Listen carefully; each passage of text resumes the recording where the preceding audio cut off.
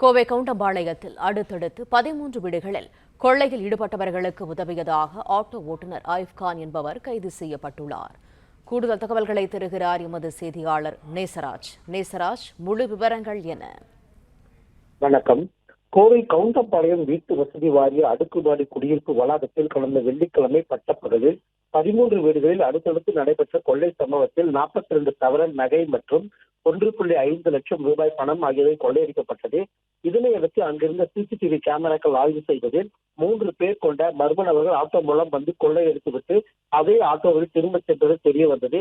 தொடர்ந்து தனிப்படை அமைத்து குற்றவாளிகளை தேடி வந்த நிலையில் நேற்று முன்தினம் குடிமுத்தூர் அடுத்த குளத்துப்பாளையம் பகுதியில் உள்ள வீட்டில் பதுங்கியிருந்த உத்தரப்பிரதேச மாநிலத்தைச் சேர்ந்த 3 பேரை காவல்துறையினர் பிடிக்க முற்பட்டனர். அப்போது காவல்துறையினரை தாக்கிவிட்டு அந்த மூவரும் தப்ப முற்படவே அவர்களை துப்பாக்கியால் சுற்றி போலீசார் பிடித்தனர். மேலும் மூவருடன் ஒரே வீட்டில் வசித்து வந்த மேலும் 12 பேரை காவல்துறையினர் விசாரித்து வருகின்றனர்.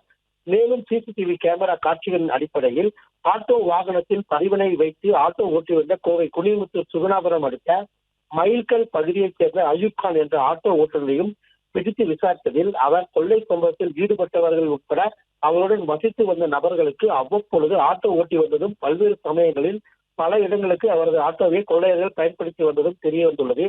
இதனையடுத்து அயூப்கானை கைது செய்த போலீசார் நீதிமன்ற உத்தரவின் பேரில் கோவை மத்திய சிறையில் அவரை அடைத்தனர். எனவே கொள்ளை சம்பவத்தில் 4 பேர் ஈடுபட்ட நிலையில் 4 பேரையும் கைது செய்துள்ளதாக காவல்துறையினர் தெரிவித்துள்ளனர். பிளே ஸ்டோர் மற்றும் ஆப் ஸ்டோரில் இருந்து பாலிமர் செயலியை QR கோடு மூலம் பதிவிறக்கம் செய்யுங்கள். செய்திகளை உடனுக்குடன் பெறுங்கள்.